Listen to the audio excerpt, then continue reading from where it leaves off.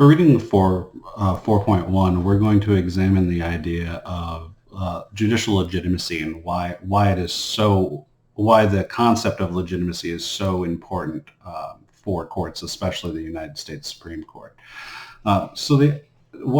Judicial legitimacy is in part of what we call institutional legitimacy, and this idea of legitimacy is a long-term, durable belief that an institution is the correct institution for making such decisions. In fact, it is empowered to make those decisions. Judicial legitimacy it has almost always, since we've been measuring this, been the highest among all of the branches of government. So not just approval, but legitimacy. And I really want to juxtapose those two. Legitimacy isn't approval. You can view an institution as legitimate even if you don't approve of the institution. So this happens quite often in electoral branches of government.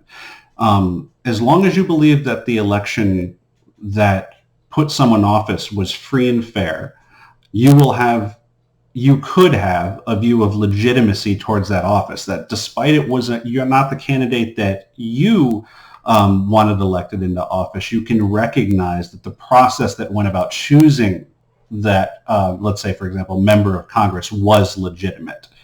Now, you don't have to approve of the job they're doing to see that the institution itself is legitimate. Now, when you shift to the judiciary, especially an unelected judiciary like the United States Supreme Court, that legitimacy connection to the electorate because of voting is gone. And so you need to establish legitimacy in another way.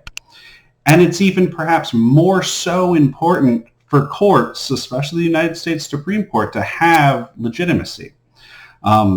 And so it's been a bit of an oxymoron for observers of the United States Supreme Court to see that just in the absence of sort of electoral mechanisms that sort of refresh this legitimacy, that the United States Supreme Court has enjoyed legitimacy measures significantly higher than the legislative and executive branches.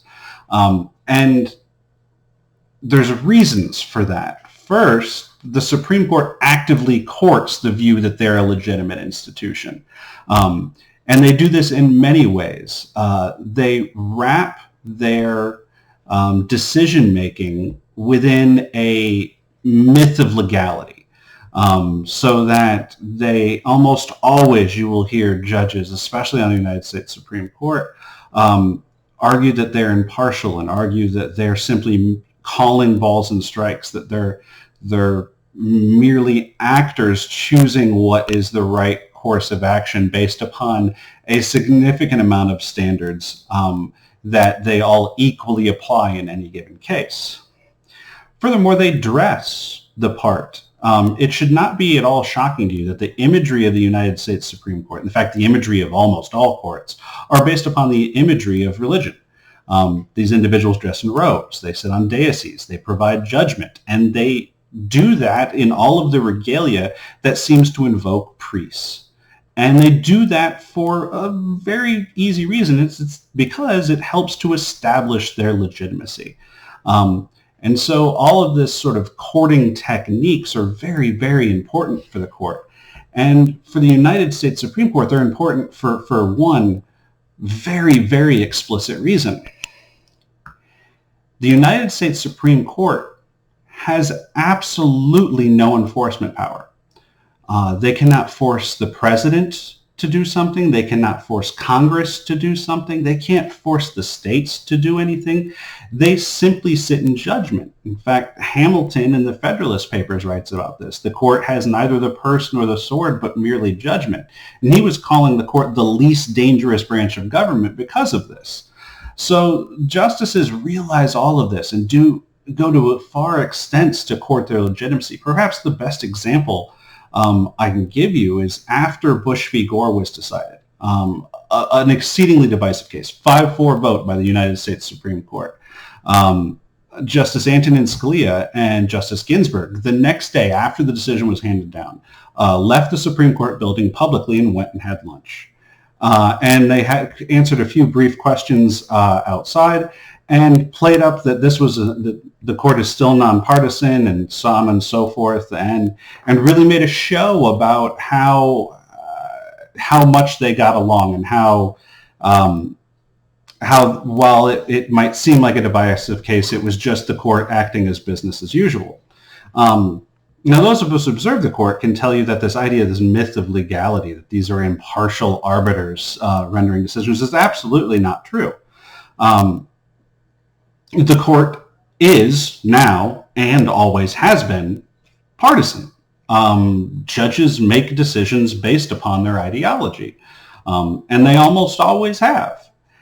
This isn't something new, but it's become a lot more easy to identify given the context of what's going on more broadly in terms of politics, where divisions within our society are much more easily identifiable, and the ideological spectrum upon which most people are has become moved, so that it's a lot harder to identify ideological decision-making by the court when everyone is lumped in the middle. But as our spread of ideology, if we think of it on a unidimensional scale, as our spread of ideology comes from changing to the middle to two humps on the outside, it's much easier to identify ideological decision-making.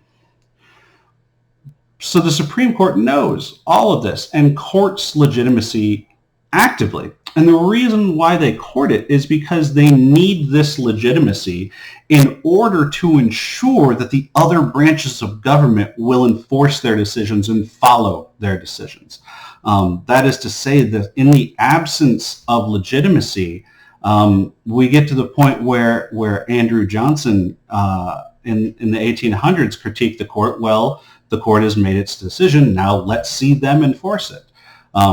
The court is a powerless institution with regards to enforcement, unless it is seen as exceedingly legitimate. Even if you disagree with the outcome in a specific case, you can still recognize the court as a legitimate institution to be issuing those decisions. And so the court actively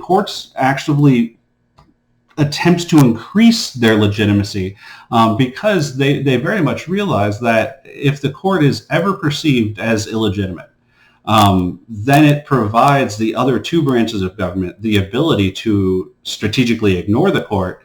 And the court, at the point that the other two branches of government ignore it, is a court that's absolutely powerless and absolutely useless.